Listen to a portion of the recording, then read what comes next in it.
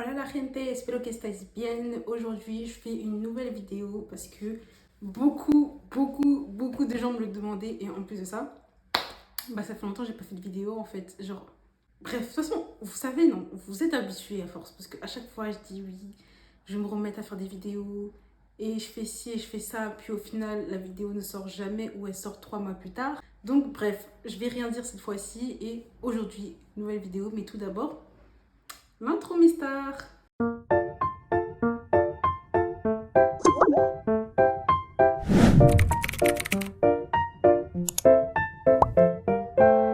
Donc, comme vous avez pu le voir sur le titre, aujourd'hui on va parler BTS, commerce international, parce que j'ai eu énormément de questions qui sont revenues sur ce BTS et donc je vais vous répondre. Et oui, parce que sur TikTok j'ai eu plein de questions. J'aime beaucoup faire des TikTok sur ce BTS là et tout, parce que j'ai tellement de choses à dire en fait. Bref, voilà, les gens qui ont fait un BTS commerce international, on se sait. Je vais répondre à toutes vos questions en espérant que... Bon, ma chaîne elle me stresse, je sais pas, j'ai l'impression d'être travers. En tout cas, si vous avez d'autres questions, n'hésitez pas à venir me les poser sur Instagram ou TikTok. Dans tous les cas, je suis toujours à l'affût pour répondre et voilà, j'espère que cette vidéo va vous aider en fait. Première étape, parlons de ce BTS, de cette formation. Comment elle s'explique et comment ça se passe.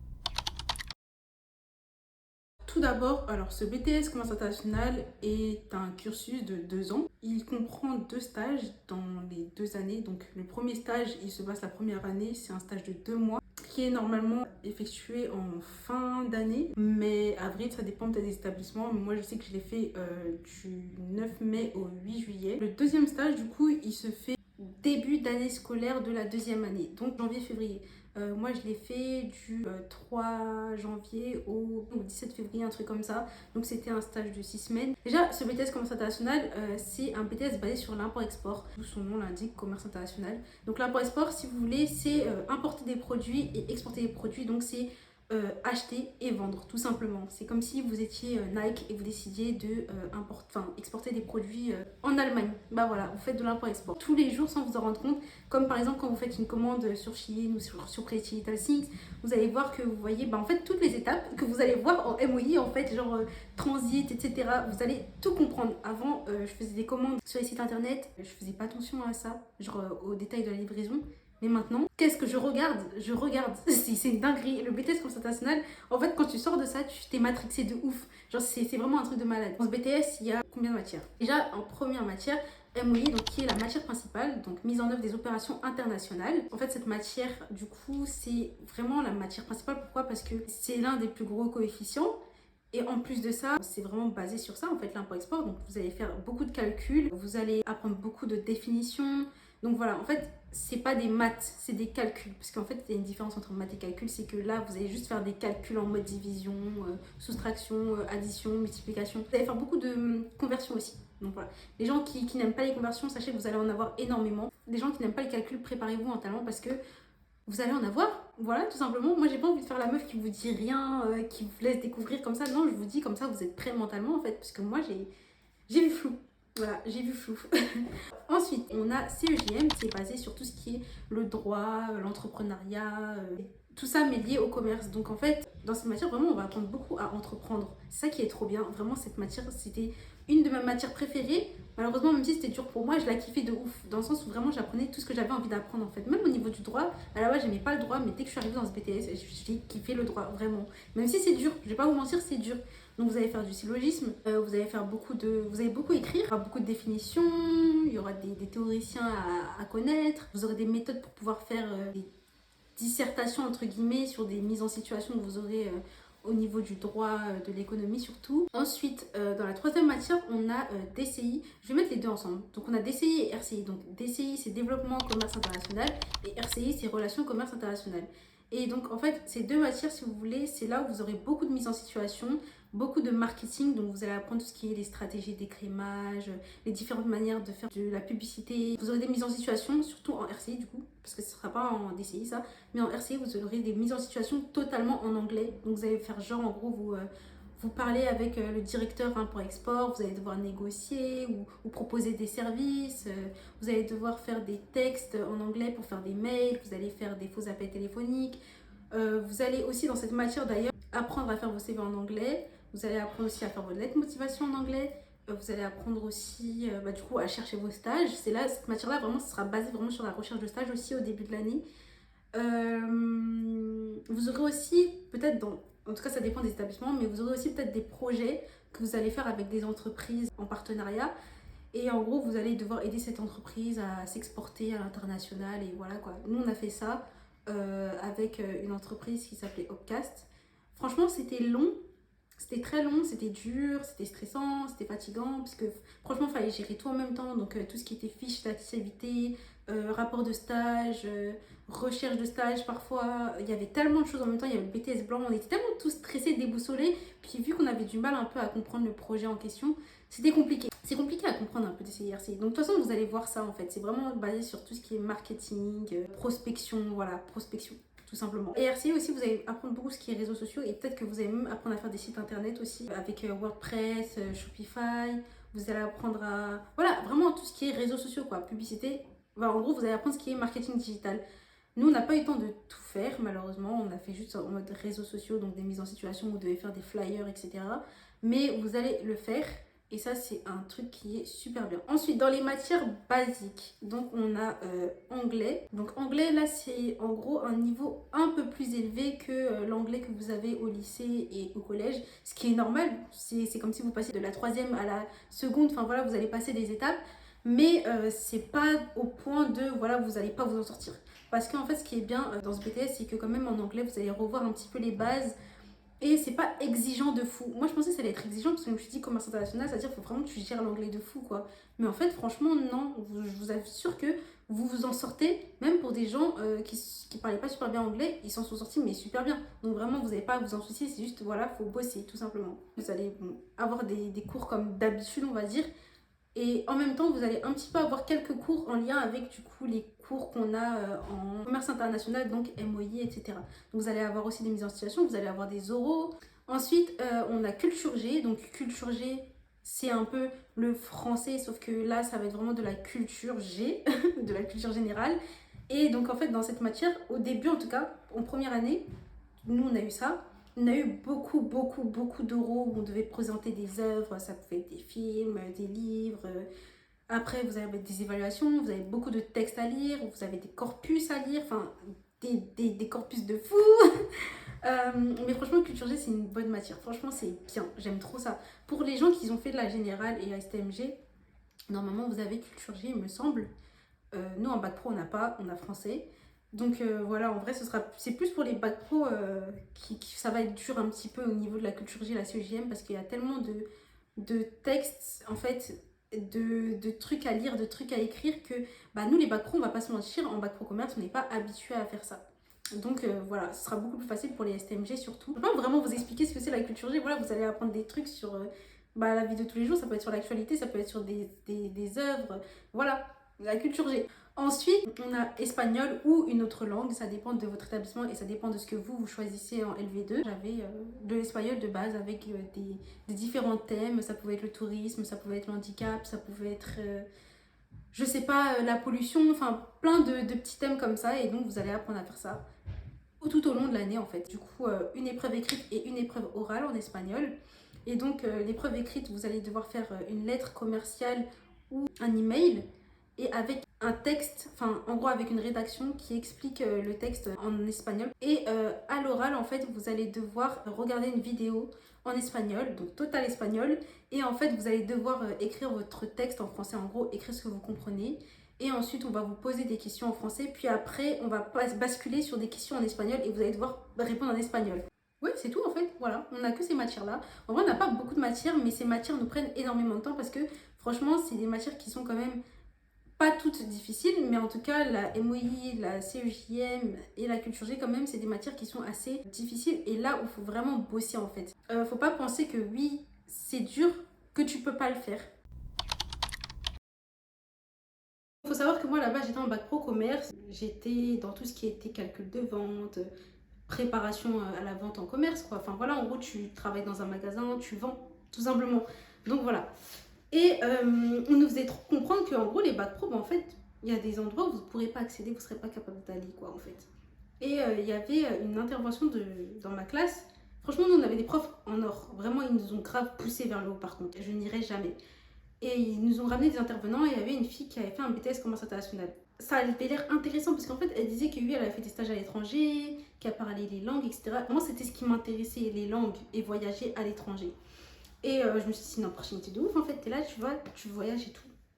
Tu voyages, et là, tu vois, tu voyages pendant 2 mois, 3 mois, ta mère, tu vois, elle te dira pas non en fait. Parce que là, genre, tu vas voyager, tu seras obligé, vu que c'est ta formation, tu vois. Je me suis dit, Belek, pourquoi pas en fait. J'ai postulé dans différents établissements.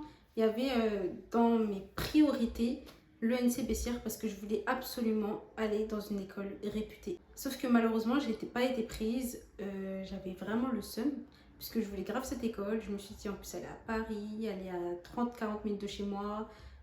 C'est pas trop compliqué niveau transport. Puis l'école elle avait l'air incroyable. Je voulais vraiment la vie d'étudiante. Vous voyez ce que je veux dire? J'ai été acceptée dans 3 écoles différentes. J'ai été acceptée à Jules Siegfried à Paris, Honoré de Balzac et du coup Jean-Baptiste Poquelin à Saint-Germain-en-Laye. Du coup moi j'ai décidé de partir à Jean-Baptiste Poquelin à Saint-Germain-en-Laye parce que j'ai vu que mes copines sont parties et que je me voyais pas aller à Honoré de Balzac parce que je sais pas, j'aimais pas trop l'établissement, Siegfried pareil. Franchement, je vous conseille de ne pas faire un BTS dans un lycée, c'est épuisant. C'est épuisant. Vraiment, en fait, vous êtes considéré comme un étudiant. Pour les filles qui portent leur voile, sachez que vous allez enlever votre voile. C'est très très dur. Genre, vous êtes traités comme des lycéens en fait. Et ça, c'est vraiment trop dur, c'est insupportable. Vraiment, c'est insupportable. T'es là, tu dis oui, t'as passé le cap du lycée, tu veux aller en études supérieures, on va te considérer encore comme un lycéen. Oh, genre, c'est vraiment dur. Au fil du temps, en fait, de ce BTS, au début, je kiffais, j'aimais bien. Parce que moi, je pensais qu'au stage, en fait. Je pensais vraiment qu'au stage, j'ai commencé l'année. Le stage, je l'ai trouvé au bout de...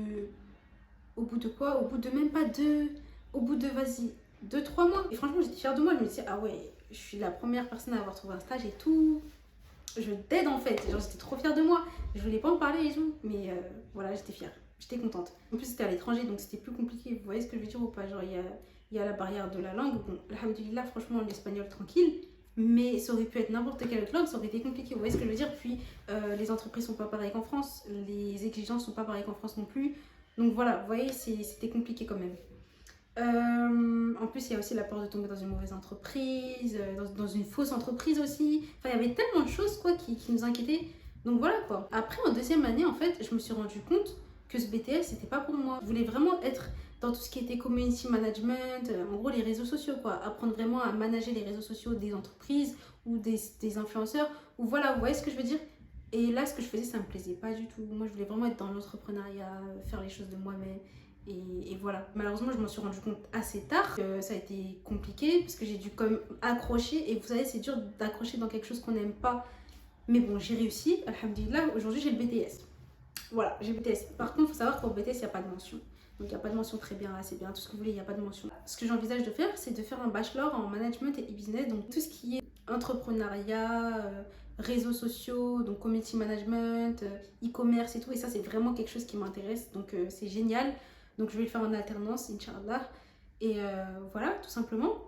Les conseils que j'ai à vous donner par rapport au BTS, c'est vraiment de déjà investir dans un PC. Un petit PC, pas un gros PC. Investissez dans un petit PC parce que en fait, il y a des matières où vous allez beaucoup taper, vous allez avoir beaucoup de travaux de groupe. Donc, vraiment, les matières où vous allez avoir beaucoup de travaux de groupe, c'est essayez d'essayer vous travailler que en groupe. Donc, les gens, si vous n'aimez pas les gens, vous allez devoir vous préparer parce que là, vous allez devoir travailler en groupe. Donc voilà, prenez un PC, parce que des fois les PC des établissements ne fonctionnent pas. Donc voilà, c'est mieux d'avoir le sien. Vous allez écrire beaucoup de cours, donc ce sera bien d'organiser vos cours dessus. Prenez un trieur aussi. En vrai, vous n'avez pas besoin de cahier. Juste un trieur, c'est suffisant. Voilà, stylo, tout ça, enfin les trucs basiques quoi. En ce qui concerne la recherche de stage, je vais vous expliquer un peu comment moi j'ai fait pour trouver mon stage. Donc déjà, tout d'abord, ce que vous faites, c'est que vous allez sur Google Maps, vous écrivez dans la langue du pays que vous souhaitez, Empresa de Marketing Digital en Barcelona, donc entreprise de marketing digital à Barcelone, ou Company of Import-Export in England. Vous voyez ce que je veux dire? Ou je sais pas, in London. Et vous allez en gros avoir toutes les entreprises, donc là je vous montre un petit peu le screen. Vous allez avoir toutes les entreprises qui font de l'import-export à Londres ou à Barcelone. Et voilà, c'est simple comme bonjour.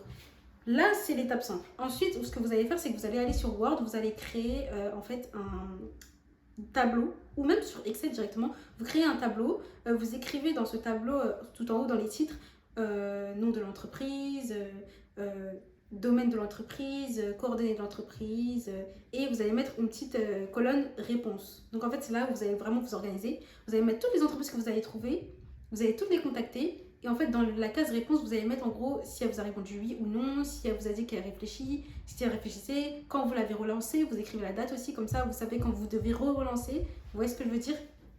Et voilà, c'est simple comme bonjour, bon, c'est chiant, mais ça va en fait.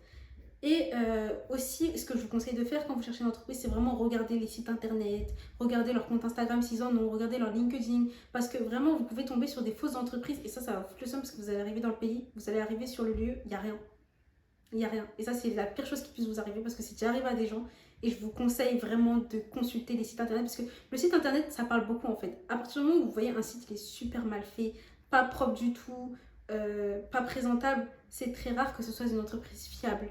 Du moins, si c'est une entreprise qui existe, elle va pas vous proposer de bonnes missions. Vous voyez ce que je veux dire? Donc vraiment, faites attention à ça parce que le but de votre stage, c'est que vous vous enrichissiez aussi quand vous revenez. Vous voyez ce que je veux dire? Les conseils que je peux vous donner, c'est vraiment préparez-vous en fait. Préparez-vous. Commencez à regarder un peu ce que c'est la MOI, commencez à regarder un peu ce que c'est la CEJM. Moi, ce que je peux faire, c'est que s'il y a une personne qui est intéressée par ce BTS et qui veut un peu un livre pour pouvoir comprendre ce que c'est la MOI, du coup la matière principale, n'hésitez pas à m'envoyer un message. Moi j'ai un livre, j'en ai un. Du coup la personne qui enverra le premier message, en gros c'est premier arrivé, premier servi. Donc c'est un livre qui regroupe toute la MOI. Mais ça c'est l'ancien modèle, du coup ça a pas, là c'est pas la nouvelle version. Donc il y a beaucoup de choses qui ont renouvelé entre temps, mais il y a beaucoup de choses qu'on peut retrouver dans ce livre-là qui peuvent être intéressants. Donc je le donne gratuitement, hein. Moi j'en ai plus besoin. Mais voilà, vous allez retrouver plein de trucs, il y aura même des exercices, des petites applications et tout. Vous allez avoir plein de tableaux qui vous expliquent et tout, vous aurez plein de définitions. Franchement, ce livre, quand même, il m'a beaucoup servi. C'est ma prof en plus de Bac Pro Commerce qui me l'a offert. Et ça m'avait tellement touchée parce que je me suis dit, bah en fait, c'est pas tous les profs qui te font un petit cadeau comme ça. Genre, je me suis dit, son intention était trop bonne et tout. Elle voulait vraiment que j'arrive dans ce BTS là et cœur sur elle. Et là, je me dis, je vais le donner et tout. Je suis trop triste, mais bon, ça peut servir à quelqu'un et je pense que c'est important. Donc voilà, je vais vous parler de ça, comme ça au moins c'est fait. Je pense qu'il y a plein de gens qui se posent des questions au niveau du financement du BTS. Un établissement public, vous allez payer tout seul. Voilà. Donc préparez-vous mentalement à ça. Donc si là vous envisagez de faire un BTS Commerce International, travaillez cet été. Travaillez un petit peu même pendant l'année en fait. Genre au moins comme ça vous avez un peu d'argent. Je sais ça va être épuisant, c'est sûr, mais il faut se préparer à ça quand même. Donc moi comment j'ai fait pour pouvoir financer mon stage? J'ai fait une demande à la région, ils m'ont donné 1000 euros. J'ai eu la bourse du Crous, donc ça vous devez faire la demande maintenant. Comme ça vous aurez votre bourse dès le 15 septembre, un truc comme ça. Donc en fait c'est en gros une bourse que vous recevez chaque mois. Ça peut être de 400 euros, ça peut être de 500 euros, ça peut être de 600 euros, ça dépend de votre échelon. Moi j'avais 432 euros l'année dernière et 445 cette année. Donc ça c'est bien, ça peut grave vous aider. Si vous économisez tout ça jusqu'à quand même, vas-y, avril, on va dire que vous avez quand même beaucoup d'argent pour pouvoir financer vos stages, donc c'est assez bien. Il y a aussi l'aide à la mobilité, vous devez regarder sur internet, c'est super important. Il y a aussi l'aide de la mairie, donc regardez ça aussi.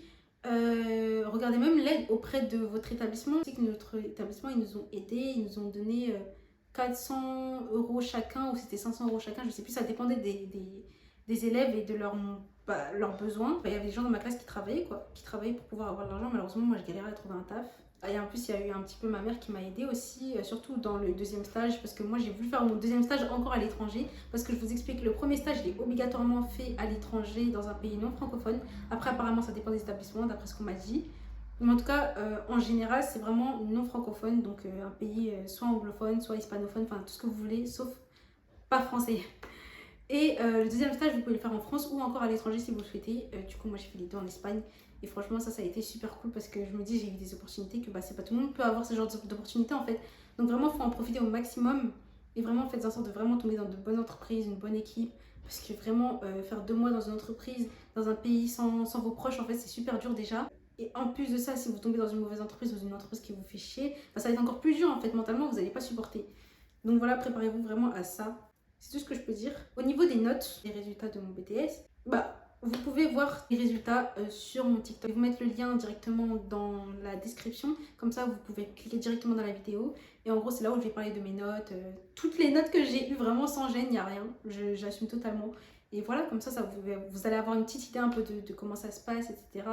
Et vous dites pas que si moi j'ai eu ces notes-là, ça veut dire que vous allez avoir ces notes-là. Si j'ai eu une mauvaise note dans cette matière-là, ça veut pas dire que vous allez avoir une mauvaise note dans cette matière-là. Faut vraiment pas vous fier à moi. Parce que là, c'est mon expérience, ça dépend de vraiment chacun. Il y en a, ils s'en sortaient super bien. Là, c'est vraiment juste moi, je m'en suis pas sortie dans toutes les matières, quoi. Moi, je pense que c'est tout. Au niveau du logement, vraiment, je vous conseille de chercher le logement le plus vite possible, genre dès que vous avez votre stage. Et encore, même avant, si vous savez un peu où vous voulez chercher votre stage, je vous conseille de trouver vite un logement. Donc, cherchez sur Airbnb, Spotahome, Roomlala. Il y a quoi encore? Bon, il y a plein de sites dans tous les cas pour trouver des appartements, mais bien sûr, faites attention parce que c'est pas vous vous retrouvez encore dans un truc où il n'y a pas de logement, où le logement il est dégueulasse, il n'est pas comme vous vouliez. Et au niveau des transports, pareil. Vraiment pareil. Cherchez très vite, que ce soit avion, train, bus, car, enfin tout ce que vous voulez, prenez parce que ça coûte cher. Ça coûte cher, prenez vite, vite, vite, cherchez vite. Et voilà. Et surtout, quand vous voyagez pour un stage, choisissez bien avec qui vous allez habiter, avec qui vous allez cohabiter, parce que vous sachez que vous restez quand même 2 mois, ok? Vous restez 2 mois avec cette personne. Sachez que 2 mois avec une personne que vous venez de connaître juste il y a un mois, parce que vous vous connaissez depuis le début de ce cursus, vraiment c'est dangereux dans le sens où en gros, ça se trouve, vous n'avez pas les mêmes attentes, ça se trouve, vous n'allez pas vous entendre au niveau des courses, au niveau des dépenses, au niveau de l'organisation de la maison, de la propreté, etc. Et ça, c'est très, très, très important. Vraiment, soit vous choisissez quelqu'un que vous connaissez depuis longtemps, avec qui vous avez déjà vécu pendant un certain temps, ou soit vous vivez tout seul, parce que vraiment ça va être très très dur sinon. Voilà, c'est tout ce que je peux vous dire, je pense. Là, je pense que j'ai dit la totalité des choses que j'avais à dire en fait. J'espère avoir répondu à toutes vos questions. En tout cas, moi, ça m'a fait super plaisir de faire cette vidéo parce que je sais qu'il y a beaucoup de gens qui ont besoin de un peu savoir ce que c'est ce BTS, à quoi il consiste, comment ça se passe, etc. Donc voilà, j'espère que je vous ai grave aidé. Et surtout, n'oubliez pas que si vous voulez ce livre, n'hésitez pas à m'envoyer un message sur Instagram et je le donnerai à la première personne qui m'a envoyé un message pour pouvoir l'avoir. Et voilà. En tout cas, moi, je vous fais de gros gros bisous. Ciao, ciao, prenez soin de vous et à la prochaine vidéo. Ah oui, pause, attendez, je suis en train de dire au revoir et tout. Bien sûr, je vous fais un petit débrief de ce que je vais faire parce que là, je pars bientôt en Espagne pour 10 jours. Je vais faire des vlogs, donc soyez à l'affût. Parce que c'est très rare que je fais des vlogs, donc soyez à l'affût. Je vais faire des vlogs. Et voilà, j'ai trop hâte de faire ça. Et je vous fais de gros gros gros bisous. Encore une fois. Et à la prochaine, prenez soin de vous. Ciao ciao.